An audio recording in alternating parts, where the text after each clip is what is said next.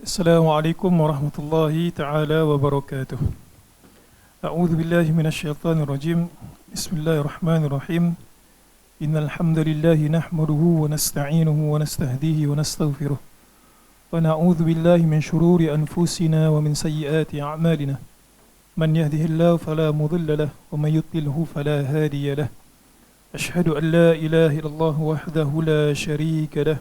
وأشهد أن محمدا عبده ورسوله أما بعد فإن أصدق الحديث كتاب الله وخير الهدى هدى محمد صلى الله عليه وسلم وشر الأمور محدثاتها وكل محدثة بدعة وكل بدعة ضلالة وكل ضلالة في النار.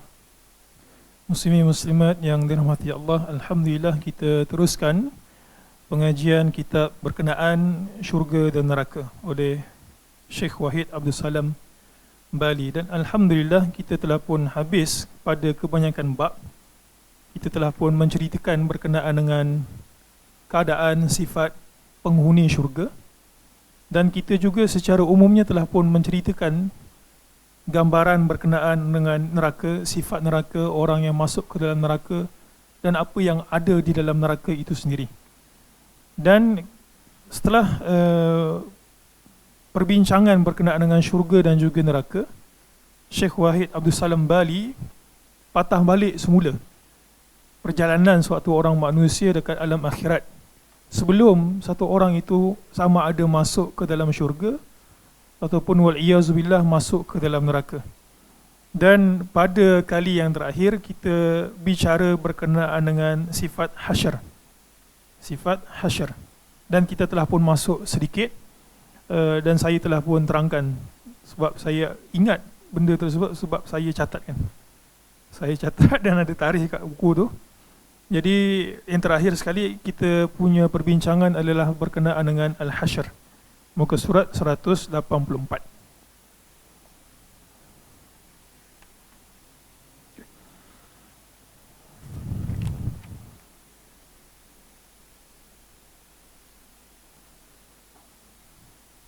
Itu telah dibincangkan habis 184 itu. Dan kita ke bab yang berikutnya. 184 tu dah habis. Tentang perhitungan amal, al-hisab.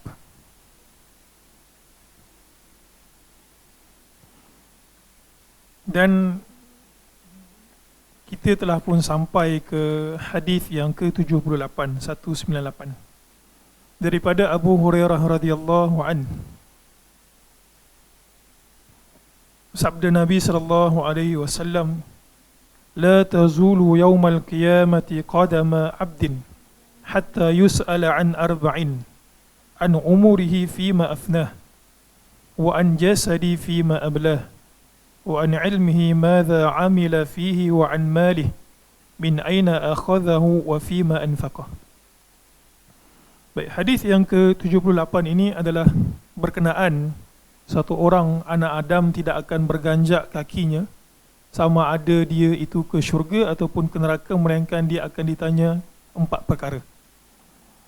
Nabi SAW menyebutkan la tazulu yaumal qiyamah. Sentiasalah. Perkataan la tazulu tu kalau kita terjemahkan ke bahasa Arabnya maksudnya sentiasa ataupun masih lagi. Qadama abdin maksudnya dua kaki anak Adam tu masih lagi stay kat situ hatta yus'al, setelah berlakunya Allah Subhanahu wa taala tanya berkenaan dengan 4 perkara. Perkara yang pertama yang Allah Subhanahu wa taala akan tanya, panggil satu orang manusia jumpa dengan Allah Subhanahu wa taala satu persatu adalah an umurihi fima afnah, berkenaan dengan umurnya ke mana ia habiskan. Yang kedua, wa an jasadi, tentang tubuh badan dia. Tentang tubuh badan dia, apa yang dia buat berkenaan dengan nikmat yang Allah Ta'ala berikan pada tubuh dia. Mata, kebolehan untuk bercakap, kebolehan untuk kesana kemari. Allah Subhanahu wa Ta'ala akan tanya. Wa an jasadi fima ablah. Ablah ini maksudnya adalah ke mana dia test body dia itu. Ablah maksudnya ibtala. Ibtala menguji. Jasad dia tu dia habiskan ke mana? wa an ilmihi madza amila fihi. Kemudian Allah Subhanahu wa taala juga akan tanya berkenaan dengan ilmu satu orang. Bukan daripada mana engkau dapat, tetapi Allah Subhanahu wa taala tanya. Allah tak tanya juga berapa banyak ilmu yang kau ada, tetapi persoalan yang Allah akan tanya berkenaan dengan apa yang kita pelajari adalah madza amila fihi, apa yang engkau buat terhadap ilmu yang kau telah pelajari. Wa an malihi min aina akhadhahu. Kemudian Allah Subhanahu wa taala akan bertanyakan tentang harta, dua perkara, daripada mana engkau ambil dan ke mana engkau infakkan. Baik, hadis ini muslim-muslimat mengandungi beberapa pengajaran. Pengajaran yang pertama adalah Allah Subhanahu wa taala akan menghisap manusia itu satu persatu. Dan manusia yang paling cerdik adalah manusia yang menghisap dirinya, maksudnya menilai dirinya sebelum ia dihisap oleh Allah Subhanahu wa taala. Yang kedua, pengajaran daripada hadis ini adalah setiap nikmat yang Allah Subhanahu wa taala kurniakan kepada kita, Allah taala akan tanya. Dan pengajaran yang ketiga daripada hadis ini adalah berkenaan dengan amalan satu orang hamba. Allah akan tanya engkau punya ilmu, apa yang engkau kerjakan terhadap ilmu yang engkau telah perolehi. Jadi itu tiga pengajaran daripada hadis ini. Baik, sekali lagi hadis ini adalah berkenaan dengan perhitungan amal sebelum manusia itu berganjak kakinya sama ada ke syurga ataupun ke neraka. Baik, hadis yang ke-79. Aisyah radhiyallahu anha meriwayatkan Nabi sallallahu alaihi wasallam bersabda, "Man nukisha al-hisaba 'udzib." Qultu alaysa yaqulu Allah Ta'ala fasawfa yuhasabu hisaban yasira. Qal dhalika al-ard. Wa laysa ahadun yuhasabu yawmal qiyamati illa halak. Baik, muslimin muslimat, hadis yang ke-79 dalam buku ini adalah berkenaan dengan bagaimana satu orang hamba itu akan dihisap amalannya. Akan ada dua. Satu, amalan itu dihisap melalui cara munaqashah. Kalau muslim-muslimat tengok buku tu kan, ada perkataan nukishah. Jumpa nukishah. Kalau diterjemah dalam buku itu, siapa yang dipersulit hisapnya, dia sebenarnya ambil kesimpulan daripada terjemahan nukishah itu. Tetapi nukishah dalam bahasa Arab, kita sebut kadang-kadang munaqashah. Saya ada munaqashah, maksudnya perbahasan. Kalau Allah Subhanahu wa taala hisap satu orang hamba itu melalui cara munaqashah. Munaqashah ni maksudnya dia hurai satu-satu, dia bahas satu-satu. Ini daripada mana, engkau dapat daripada mana, engkau pergi ke mana. Itu maksudnya munaqashah. Hadis ini Nabi SAW sebut dekat Aisyah. Nabi kata ke Aisyah, "Man nukishal hisaba 'udzib." Siapa yang dia punya amalan itu dihitung melalui cara munaqashah. Munaqashah sekali lagi di perbahasan satu persatu. Udzib, maka dia akan tewas, dia akan dihisap.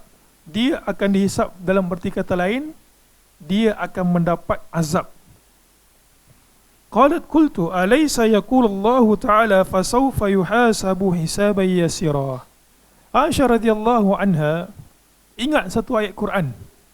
Dan pada fikiran Aisyah radhiyallahu anha, katanya ayat ini bertentangan dengan apa yang Nabi SAW baru sebutkan. Apa firman Allah Ta'ala tu? Fasawfa yuhasabu hisaban yasira. Orang mukmin ini akan dihisap dengan hisab yasira. Yasira ini maksudnya dengan hisab yang mudah.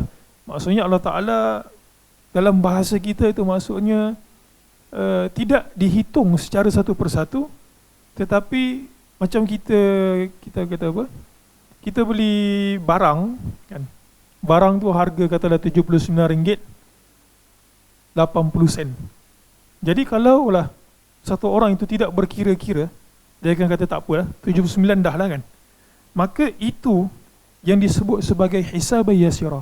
Allah Subhanahu wa taala tidak begitu berkira-kira terhadap amalan hamba tersebut. Itu maksudnya hisab yasira. Maka bila Aisyah radhiyallahu anha sebut ayat Quran ini, yang seolah-olah pada fikiran beliau bertentangan dengan apa yang Nabi baru sebutkan, Maksudnya setiap hamba itu akan diperhitungkan secara munaqasyah, satu persatu, satu persatu. Sedangkan ayat Quran ini kata hisab itu satu benda yang simple. Qala dzalika al-ard. Baik, ini cara hisab yang kedua. Dan mudah-mudahan kita mendapat hisab cara ini, al-ard. Satu cara munaqasyah, satu lagi cara al-ard. Al-ard dalam bahasa Arab maksudnya dibentangkan. Al-ard, dia kalau tengok al-ard itu, jangan salah baca kan. Kalau ain baris atas, al-ard maksudnya adalah pembentangan. Dibentang gitu, kemudian Allah Ta'ala kata, okey tak apa, kau masuk ke dalam syurga, tanpa dihitung satu persatu. Tetapi kalau ain muslimat baca baris bawah, al-ard maksudnya adalah marwah. Marwah. Jadi bahasa Arab ini jangan disalah baca. Kalau al-ard baris atas maksudnya adalah pembentangan. Kalau al-ard baris bawah ain itu maksudnya adalah marwah. Ataupun kita panggil apa? Marwah. Marwah lah kan. Ke ada bahasa lain marwah lah. Harga diri ya, harga diri. Al-ard.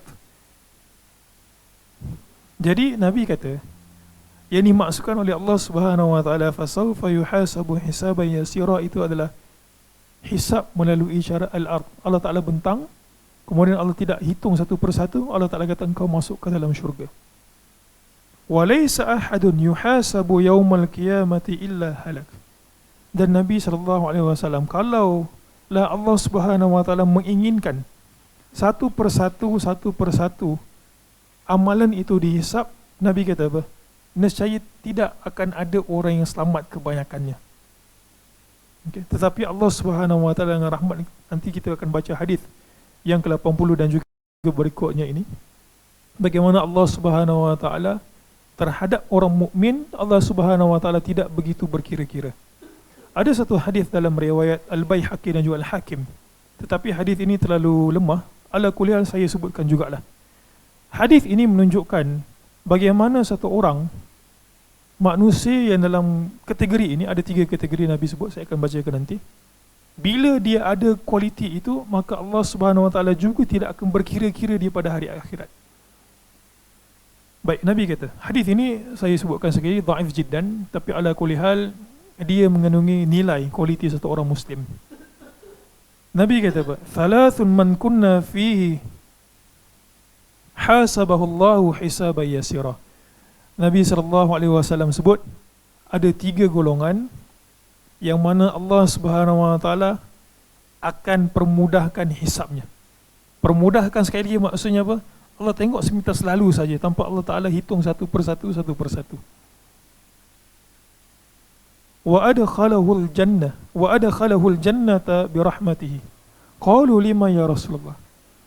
Sahabat tanya, Nabi kata bukan sahaja dia itu dihisab dengan cara yang mudah, bahkan Allah Subhanahu wa taala akan masukkan dia ke dalam syurga. Sahabat bertanya, wahai Rasul, siapakah golongan 3 itu?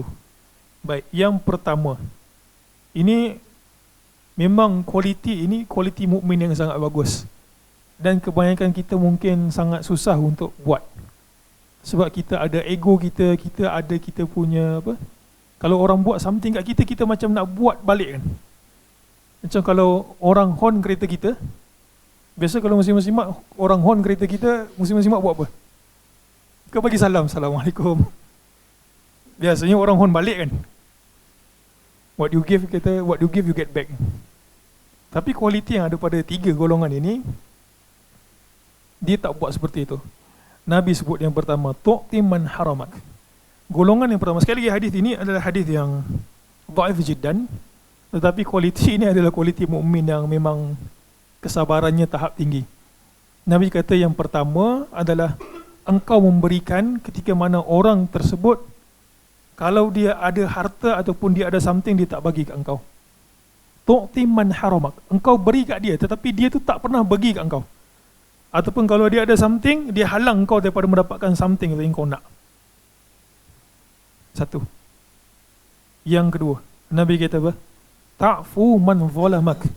Engkau bila orang buat zalim kat engkau, orang tindas, orang bagi kerja lebih, katalah kat pejabat kan, orang tu dia malas, itu dia bos, dia kata engkau buat ni zalim, Patut dia buat, tapi dia bagi ke orang lain untuk buat. Orang tu kata, tak apalah, aku maafkan. Ta'fu man zalamak. Nabi kata, engkau maafkan orang yang menzalimi dirimu. Dan yang ketiga, wa tasilu man qata'ak. Yang ketiga ini, bila orang tu kata tak nak kawan lah dengan kau, kata engkau tak jemput ke apa kan, tak jemput ke majlis ke, ataupun ada selisih faham ke, kata kita putus. Tetapi kawan tu, bila kawan dia sakit, dia pergi ziarah. Nabi kata, wa tasilu man qata'ak. Dan engkau sambung silaturahim ketika mana orang tu nak memutuskan hubungan dengan engkau.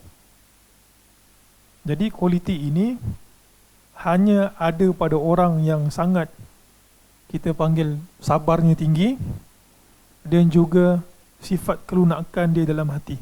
Kadang-kadang kalau orang maki kat kita, kita pun maki balik. Baik, itu 3 golongan yang bila ada, Allah Subhanahu Wa Taala akan permudahkan hisab untuk dia. Baik, hadis yang ke-80.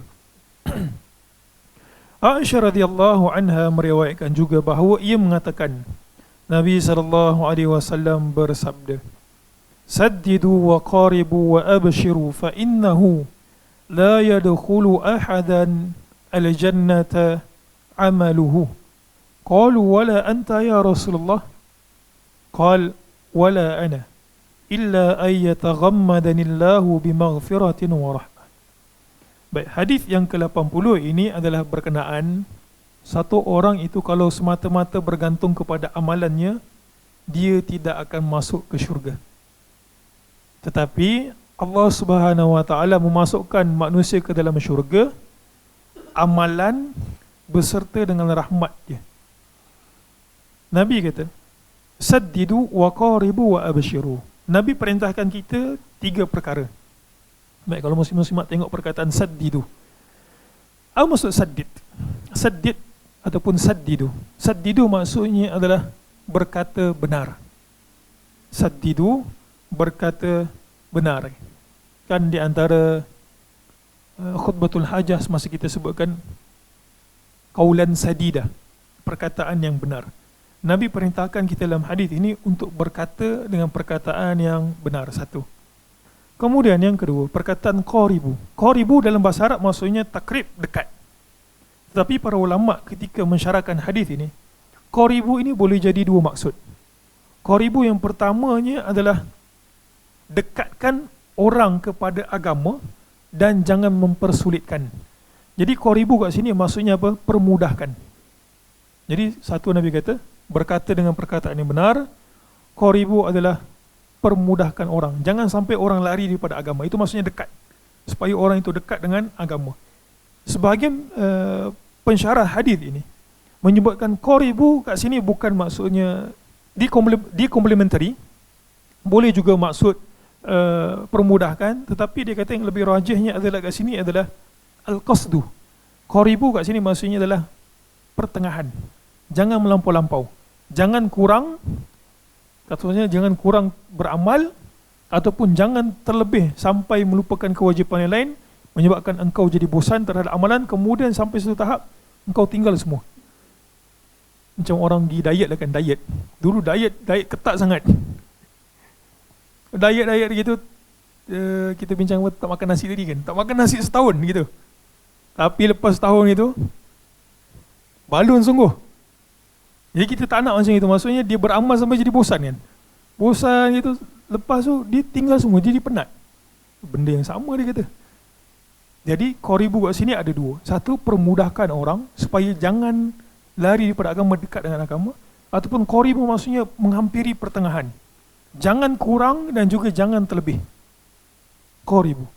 Kemudian Nabi SAW sebut wa abshiru, berikan khabar gembira.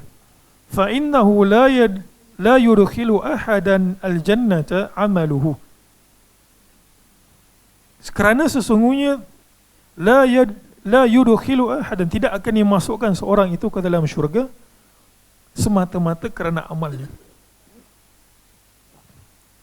Wala anta ya Rasulullah. Sahabat bila dengar hadis ini, sahabat fikir Nabi mesti masuk, Nabi mesti tak termasuk dalam keumuman hadis ini. Jadi sahabat tanya untuk memberikan kepastian, apakah keumuman ini termasuk untuk para rasul, termasuk engkau wahai rasul?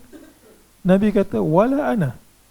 Sebab Nabi kan orang tahu, sahabat juga tahu, Aisyah tahu, orang rumah dia tahu, yang dia itu mulai sampai bengkak kaki. Masuk ke rumah, tanya ke isteri dia ada makanan ataupun tidak. Tak ada makanan dekat tengah hari, Nabi kata tak apa, aku berpuasa. Bahkan Nabi, di antara pengkhususan Nabi adalah Nabi berpuasa wisal. Wisal apa maksud wisal? Nabi sambung puasa. Ada sahabat cuba buat wisal. Apa jadi kat sahabat tu? Pengsan. Maksudnya tak buka langsung sampai 2-3 hari gitu. Sahabat nak try, tak boleh lawan kat Nabi. Jadi sahabat pun kata, wahai Rasul, engkau juga termasuk apa yang kau sebutkan? Wala ana. Nabi kata, aku juga tak masuk ke dalam syurga kerana amal aku. Illa ayyataghammadanillahu bimaghfiratin wa rahmah. Melainkan aku masuk ini kerana Allah Subhanahu wa taala yataghammadani, maksudnya yasturuni, menyelubungi aku dengan keampunan dan juga rahmatnya. Baik, muslim-muslimat, macam kita nak faham hadis ini. Kalau muslim-muslimat buka Quran dalam surah Zukhruf ayat yang ke-72, Allah, dan juga banyak ayat yang menunjukkan bahawa manusia itu masuk ke dalam syurga kerana amal. Di antaranya adalah firman Allah Subhanahu wa taala dalam surah Zukhruf ayat 72. Wa tilkal jannatul lati urithumuha bima kuntum ta'malun. Ayat ini jelas bagi tahu kamu masuk. Wa tilkal jannatu, dan syurga itu Allah Taala sebut, allati urithumuha, yang kami wariskan kepada kamu. Maksudnya kami masukkan kepada kamu, kami berikan kepada kamu. Bima kuntum ta'malun, disebabkan apa yang kamu kerjakan. Jadi muslim-muslimat, kalau kita baca ayat Quran ini, kita tengok hadis ini, dia seolah-olah bertentangan. Itu sebab kita tak setuju kalau ada orang baca nas-nas syarak tanpa ada kaedah yang dia pelajari, kemudian dia buat satu kesimpulan. Dan banyak kan sekarang ni yang menyeleweng, dia baca satu nas, kemudian dia buat tafsiran dia sendiri. Nas syarak, dia ada cara macam mana kita nak combine. Kalau nak combine pun ada cara yang kita masukkan dalam satu ilmu, iaitu usul fiqh, kan? Usul fiqh, kaedah macam mana kita nak memahami nas. Jadi para ulama cuba bahas apa yang dimaksudkan dengan ini. Ayat ini kata kamu masuk syurga kerana amalan. Hadis ini pula kata orang tak masuk syurga kerana amalan. Jadi mungkin ada orang bila baca hadis ini dia kata tak apalah, tak beramal pun tak apa, yang penting ikhlas, rahmat Allah turun ke aku masuk ke syurga. Kita tak faham hadis itu macam itu. Sebab Syekhul Islam rahimallahu ta'ala, Syekhul Islam Ibnu Taimiyah, ketika mengulas hadis ini katanya, yang dinafikan kat sini sebenarnya adalah muqabalah dan juga al-mu'awadah. Muqabalah tu maksudnya macam mana? Apa yang Nabi cuba nafikan adalah amalan semata-mata bukan penyebab satu orang itu masuk ke dalam syurga, tetapi amalan merupakan salah satu sebab kenapa orang itu masuk ke dalam syurga, tapi bukan semata-mata itu. Boleh faham kan? Macam mana kita nak faham? Baik, kalaulah Allah Subhanahu wa taala bersikap adil terhadap amalan kita, kalau kita satu kesalahan, Allah Taala balas berapa dosa? 1. Tapi kalau kita baca Al-Quran, satu huruf, Allah Taala balas berapa? 10. Kalau adil, sekali baca Quran 1, sekali buat dosa 1. Kalau itu muslim-muslimat, kita tak akan masuk ke dalam syurga Allah Taala. Itu sebab Syekhul Islam kata kalau muqabalah itu amalan semata-mata, betul.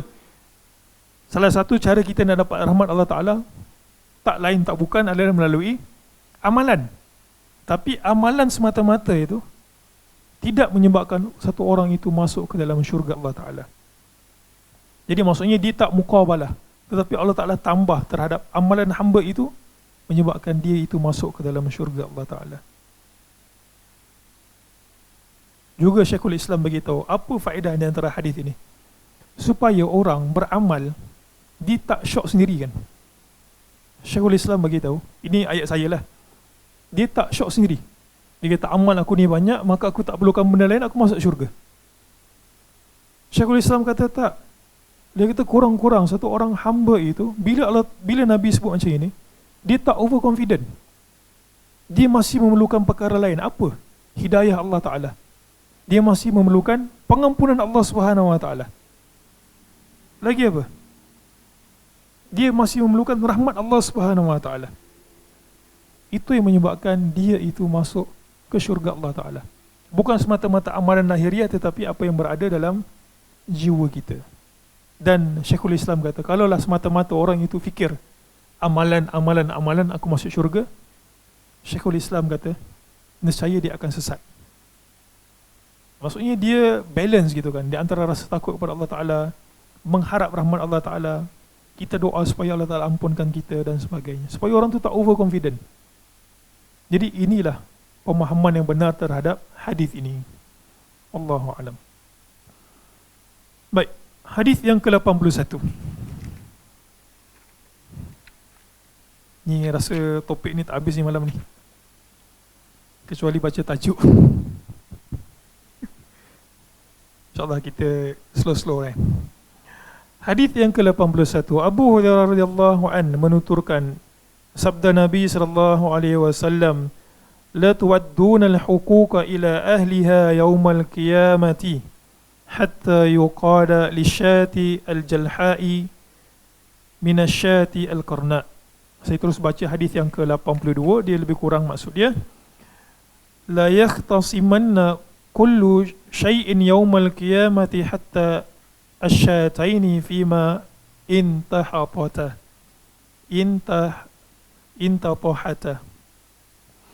Baik. Yang ke-81, Nabi kata la tu'adduna al-huquqa ila ahliha.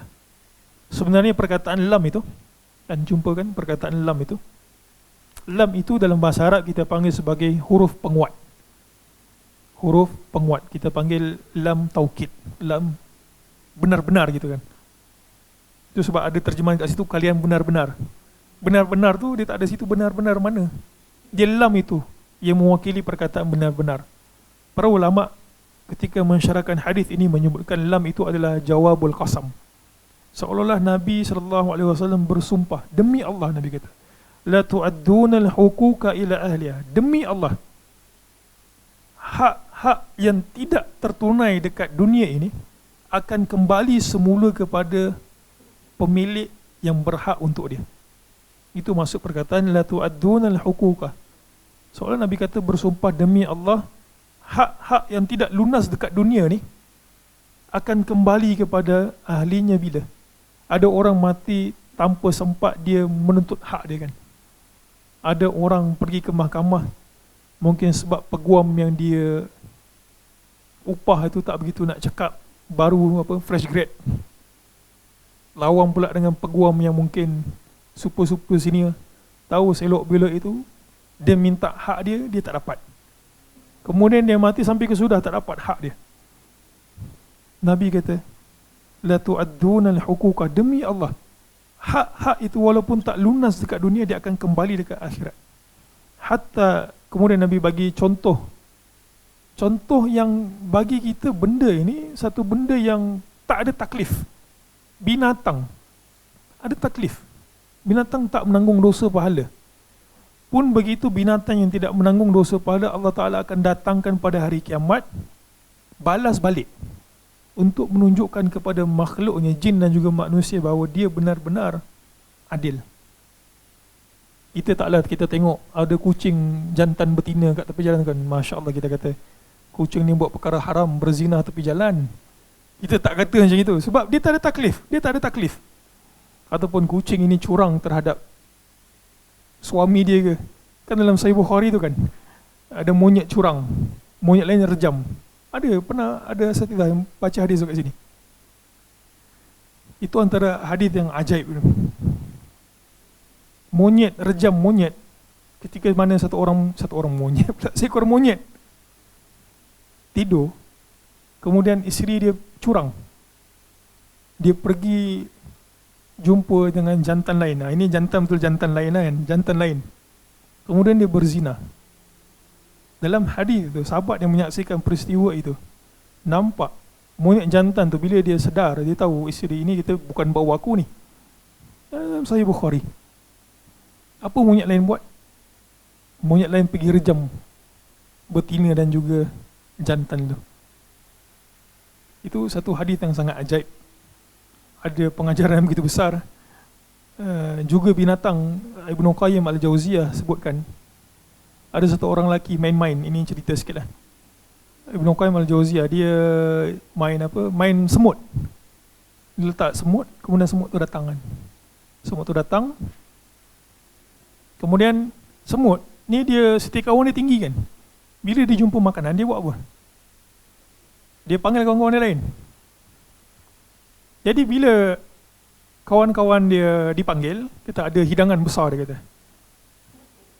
Datang, makanan tak ada, kawan tu main. Lepas tu semut tu datang balik, dia letak lagi makanan tu.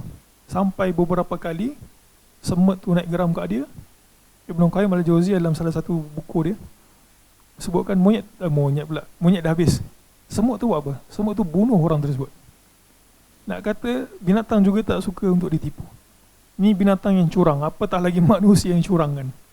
Buat khianat, lagilah teruk. Baik, binatang yang tak ada taklif ini, yang kita kata ini tak sah, taraf dia punya anak kucing ni. Daripada mana entah datang, balik ke rumah kau bawa. Macam-macam lah kita katakan, tak ada taklif, dia tak ada kesalahan. Pun begitu Allah Ta'ala pada hari akhirat, hatta yuqadu lisyatil jalha. Kalau muslimin-muslimat tengok, asyatil jalha ini maksudnya adalah kambing yang tidak bertanduk. Minasyatil qarna, dengan kambing al-qarna, kambing yang bertanduk. Allah Ta'ala buat apa? Biasa kalau kambing tak ada tanduk dengan kambing yang tak ada tanduk ni, mana satu yang naik syekh ni? Kambing ada tanduk lah kan. Dia tanduk dia besar, dia taklah pergi buat tanduk dia, pergi latih tanduk dia besar gitu, tapi memang tanduk dia tu besar, dia pergi bully kambing lain. Pecah kepala, Allah Ta'ala datangkan pada hari kiamat, kisah balik semula. Jadi cuba bayangkan muslim-muslimat, satu makhluk Allah Ta'ala yang tidak ada taklif, tidak berpikiran seperti mana manusia, Allah Ta'ala balas. Apatah lagi kita yang mungkin sekecil-kecil perkara, yang kita tahu benda tersebut tapi kita tak apalah, kecil kan.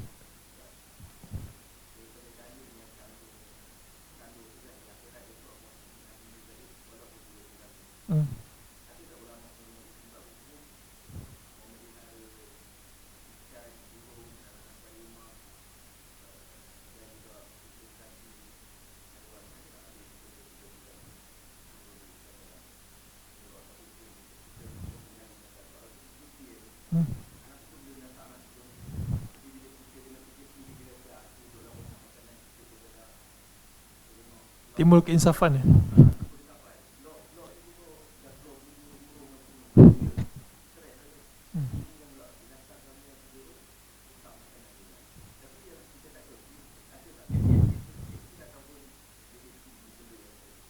Wallahu alam. Dia tidaklah istinbat hukum daripada ini, tapi mungkin benda lain. Wallahu alam, tak tahu. Tapi bukan hadis ni lah, pasal tanduk tak tanduk ni. Itu ya, tapi itu sebabkan kezaliman wanita tersebut, bukan sebabkan kurung. Wallahu alam, nanti tengok balik semula istinbat itu daripada mana. Baik, sikit selingan monyet, semut dan juga burung. Faedah daripada hadis ini, Allah Subhanahu Wa Taala, daripada hadis ini kita ambil faedah dia apa? Ingin menunjukkan keadilan daripada hari akhirat. Hatta kepada binatang yang tidak mengandungi, tidak memikul taklif, kita sebutkan. Yang kedua, daripada hadis ini menunjukkan bahawa binatang juga akan dibangkitkan pada hari akhirat. Binatang juga akan dibangkitkan pada hari akhirat. Yang ketiga, pengajaran daripada hadis ini adalah Allah Subhanahu Wa Taala akan memberikan qisas kepada para hamba-Nya yang berbuat kezaliman di dunia, yang mana kisah itu tidak berlaku. Allah Ta'ala akan panggil semula, datangkan semula untuk memberikan kisahnya pada hari akhirat. Dan yang ketiga, hadis ini memberikan pengajaran, kalaulah ada perkara yang kat dalam dunia ini kita tak tertunai lagi, kita muhasabah semula, ada tak hak-hak orang tua kita, hak kawan kita yang kita terambil, maka cepat-cepat tunaikan ataupun minta halal. Jangan kawan tu dah meninggal dunia, baru teringat kata, oh ada duit yang saya pinjam, baru kalut nak pulang balik semula macam mana. Ataupun ada benda yang dia pakai, dia tak pulang balik semula. Itu ada juga soalan-soalan macam itu tu. Dan kematian itu kita tak tahu. Lagilah kalau kita katalah upah orang, kan, kawan tu sampai apa, dalam hadis tu sebut, jangan sampai dia punya peluh tu apa, kering, bagi segera. Tangguh. Dia tak dapat sampai meninggal, salah seorang meninggal ataupun salah seorang daripada dua yang nak beri upah dan juga yang buat kerja tu berpisah, maka segerakan tunaikan tanggungjawab. Dia ada dua tu, tanggungjawab dan juga amanah, hak dan juga amanah. Ada satu kisah yang saya nak bawa tentang Abu Hanifah. Dia kisah ni sama dengan penjual minyak tu, Ibnu Sirin dia jual minyak, kemudian salah satu minyak tu rosak. Dia tak tahu mana satu tong-tong minyak tu yang rosak. Dia kata dia tak patut jual. Apa yang Ibnu Sirin buat? Ibnu Sirin tumpahkan ke semua sekali minyak tu. Juga satu kisah yang dinukilkan dalam Irsyadul Ibad ila Sabilir Rasyad. Satu kisah berkenaan dengan Imam Abu Hanifah. Mungkin nak kata memang jujur, sebab itulah Allah Ta'ala angkat darjat mereka ini. Sampai hari ini kita sebut nama-nama mereka ini. Abu Hanifah dikatakan ada satu rakan kongsi bernama Bishrun. Dia ada satu rakan kongsi bernama Bishr. Apa yang mereka buat? Mereka ini penjual kain sutra. Lalu Abu Hanifah yang berada dekat Kufah kirim lebih kurang 70 kain kepada Bishr dekat Mesir. Dan masa kiriman itu Abu Hanifah tulis, kata salah satu daripada kain yang aku kirim ke engkau ini, dia kata ada aib, ada cacat. Dan kalau engkau nak jual kain ini, kau tengok, dia kata engkau tengok kain ini, kalau ada cacat, engkau khabarkan kepada orang yang nak beli. Mungkin dia kata dia tak reda harga sekian, dia kata minta kurang sikit. Dia kata engkau kena terang kat dia sebelum kau nak jual kain ini. Kain banyak 70. Jadi masa dagangan itu sampai kepada Bishr rakan kongsi dekat Mesir, dia jual semua, alhamdulillah. Kemudian Bishr balik ke Kufah dan dia bagi duit hasil jualan rakan kongsi dengan Imam Abu Hanifah. Imam Abu Hanifah peniaga bisnes, dia fuqaha. Itu sebab di antara kaul yang banyak dipakai dalam bab bisnes ataupun kewangan ini adalah pendapat Abu Hanifah, sebab dia memang terjun ke bidang itu. Jadi masa Imam Abu Hanifah dapat daripada Bishr itu hasil jualan, dia tanya kat Bishr, dia kata, masa kau jual, ingat tak aku ada bagi kau kiriman, kata salah satu daripada 70 kain ini ada cacat. Engkau ada sebut tak dekat orang yang kau jual tu kecacatan kain ni? Bishr kata, alamak, dia kata aku terlupa. Dia tak sebut alamak kan, kita punya bahasa lah alamak, lupa, dia kata, so sorry, tak ingat dia kata.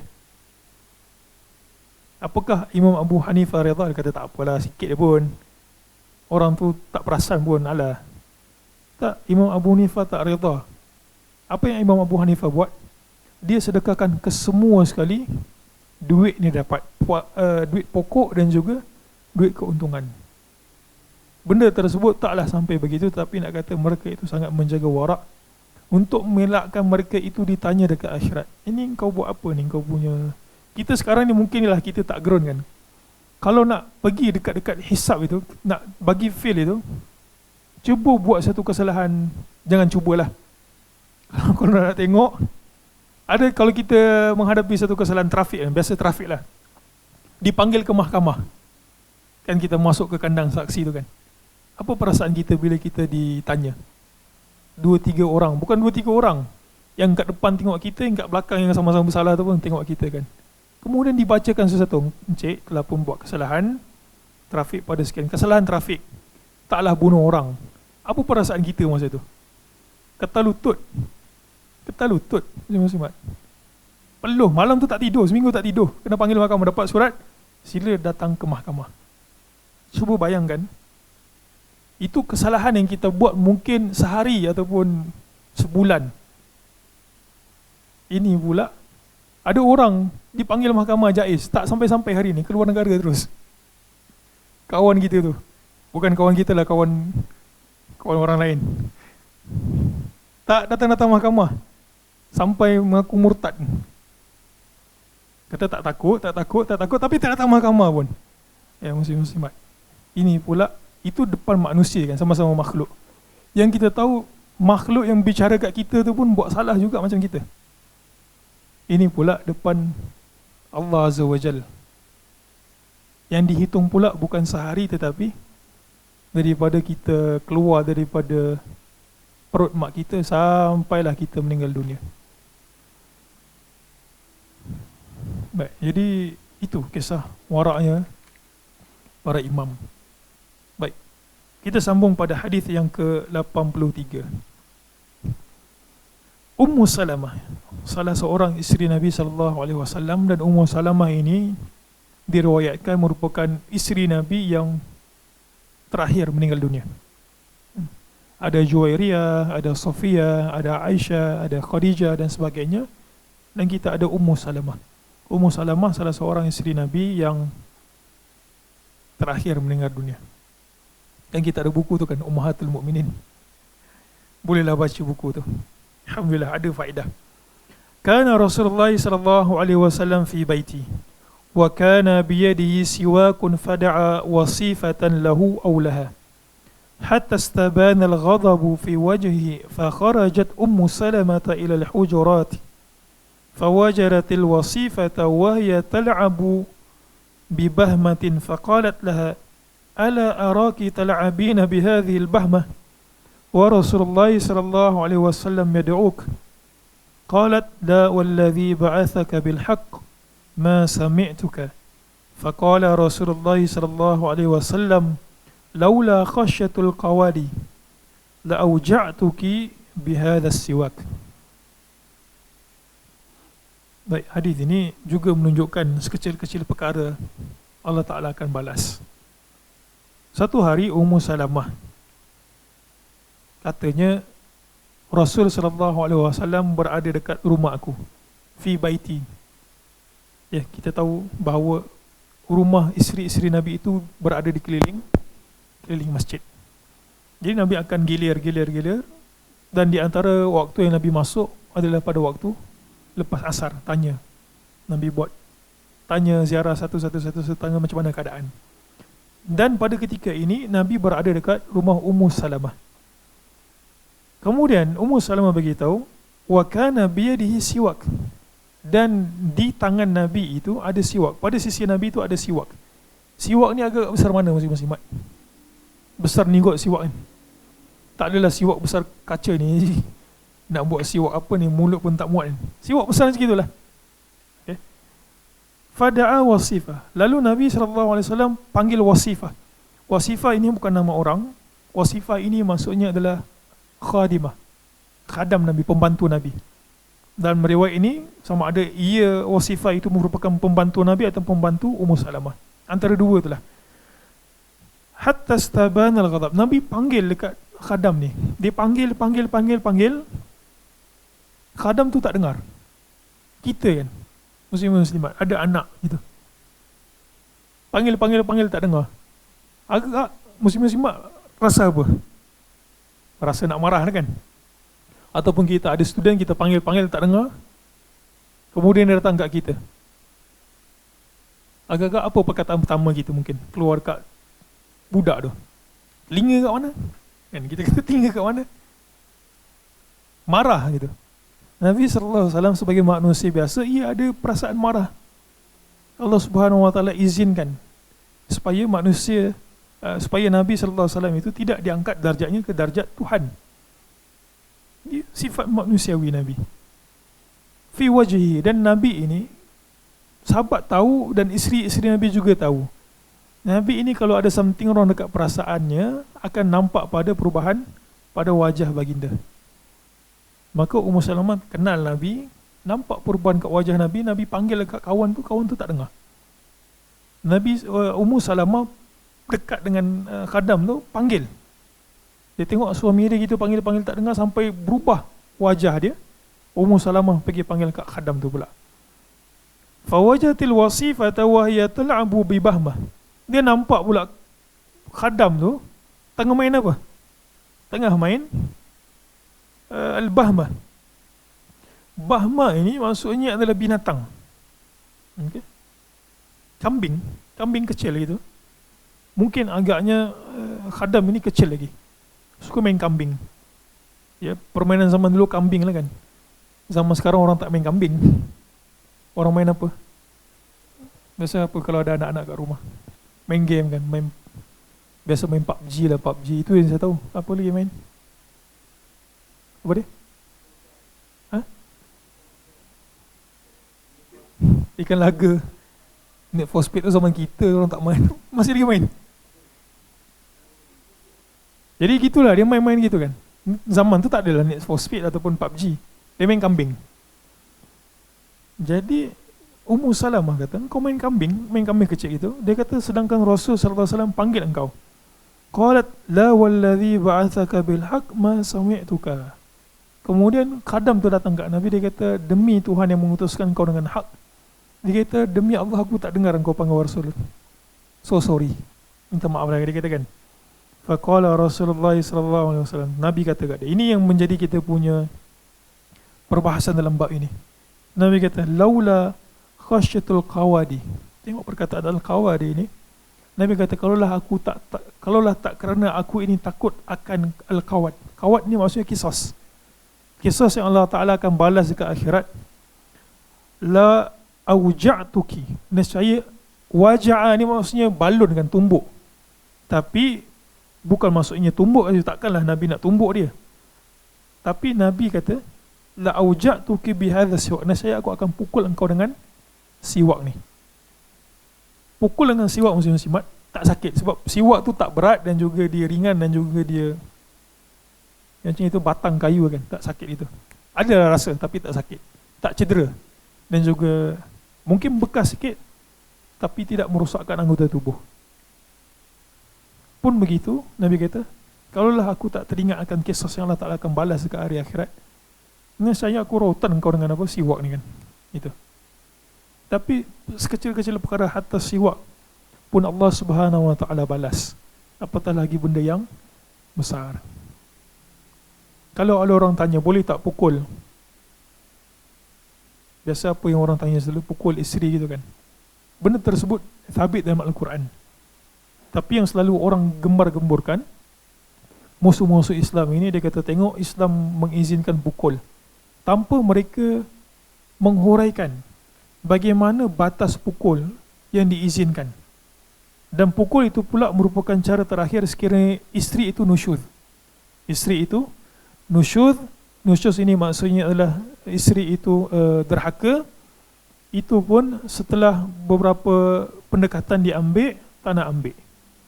Dia tak ambil perubahan. Masih lagi dengan dia punya kederhakaan terhadap suami. Pertama apa kalau isteri nusyuz kena buat? Kena bagi nasihat. Pakai apa? Pakai benda yang tak sepatutnya. Abang tengok awak ni apa? Biasa panggil apa? Abang kan? Abang. Yang dah kahwin abang kan? Tak tahulah yang ke apa ke. Takkan nak panggil zauj. Zauj. Itu Islamik sangat zauj Habi apa, syuben. Semua itulah, saya tak tahu, tanya yang dah nikah lah kan. Bagi nasihat dulu, bagi nasihat. Saya tengok awak ni pakai pakaian yang tak sepatutnya. Awak pakai ni seksi maxi. Betul lah perkataan tu, seksi maxi. Itu ganda yang saya cipta sendiri. Saya tengok awak ni pakai pakaian yang tak menutup aurat dengan sempurna kan. Tak berubah.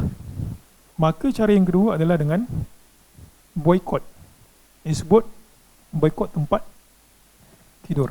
Biasanya kalau dia betul-betul wanita, betul-betul wanita, maksudnya wanita sejati. Biasa yang kedua ni telah pun memberikan kesan kat dia. Dia kan ada something kan, tak bercakap gitu. Biasa wanita tak tahan. Ini yang kat student saya lah kan, kadang-kadang buat nakal sangat, kita tak cakap dengan dia. Dia cakap lah, tak layan kami kan gitu. Dia biasa kalau dia wanita sejati, dia akan terkesan dengan kedua ni. Katalah kalau dia kurang sejati sikit, maka ada wanita gitu, dia betul wanita tapi dia punya perawakan tu kasar. Nah, abang nak buat apa kan? Nak ajak gaduh gitu. Mari kita pergi apa? UFC apa dah? Geng-geng Khabib gitu. Ajak tumbuk gitu. Maka Islam mengizinkan untuk dipukul. Pukul itu ada syaratnya. Apa syarat? Yang pertama adalah pukulan itu tidak boleh mencederakan ataupun merosakkan anggota badan. Yang kedua, tempat pukulan itu ada yang Islam larang sama sekali. Bahkan tempat pukulan ini bukan sahaja pada manusia, Islam larang juga dipukul pada binatang. Apa dia? Muka. Katalah dia naik kuda, kuda tu buat naik syekh gitu, dia angkat kaki, kemudian kawan tu terbalik jatuh, dia marah kat kuda tu, dia pergi tumbuk muka kuda tu. Boleh tak? Tak boleh.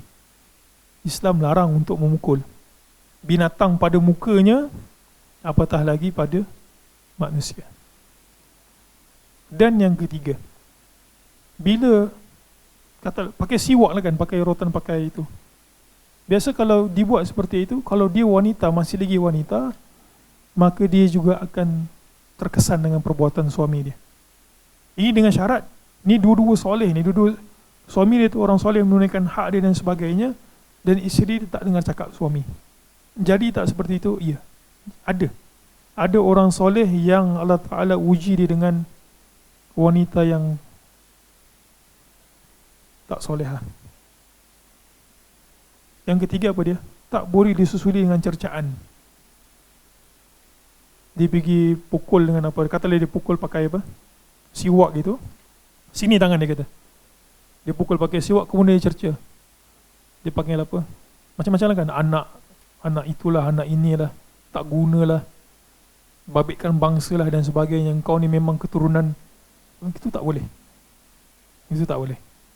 Kita marah-marah juga, tapi jangan mencarut. Sekali marah itu mencarut. Okey. Kalau lah ini Nabi kata, aku takut aku rotan kau ni, wajak tu ni macam rotan lah, aku takut aku ni rotan kau dengan siwak, aku takut Allah Ta'ala akan balas ke aku pada hari akhirat.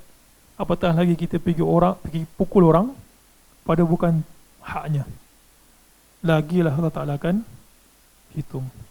Jadi Wallahu'alam, muslimat, ini yang sempat saya sampaikan pada malam ini.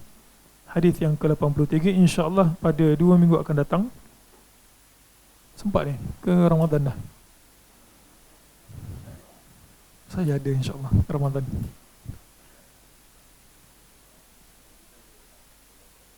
Malam. Saya sebenarnya itu riwayat yang Ibnu Rajab sebut dalam Lataif al-Ma'arif. Tetapi riwayat tersebut sebahagian mengkritiknya kerana tidak ada sanad. Bahkan sebahagian sebut kata itu merupakan tomahan kepada Imam Malik. Dan tak terkenal salaf ini meninggalkan majlis ilmu sedemikian rupa. Ya, itu sebab dia kata tidak ada sanad yang dijumpai. Ibnu Rajab sebut dalam Lataiful Ma'arif, tetapi bila dicek sanad tu tak ada. Wallahu alam, itu sakat pembacaan saya lah. Ya, mungkin ada asatidzah yang nak fokus, tak salah juga, tapi wallahu alam, ia tidaklah satu benda yang menyalahi kalau kita nak teruskan majlis ilmu masa bulan Ramadan. Ya, wallahu alam, mudah-mudahan ada kebaikan untuk semua. Semoga Allah Ta'ala memberkati muslim-muslimat, berikan kebaikan, berikan kesihatan dan juga rezeki, taufik untuk beramal dan juga hidayah. Baik, aqulu qawli hadza wa astaghfirullahal azim li wa lakum. Assalamualaikum warahmatullahi wabarakatuh.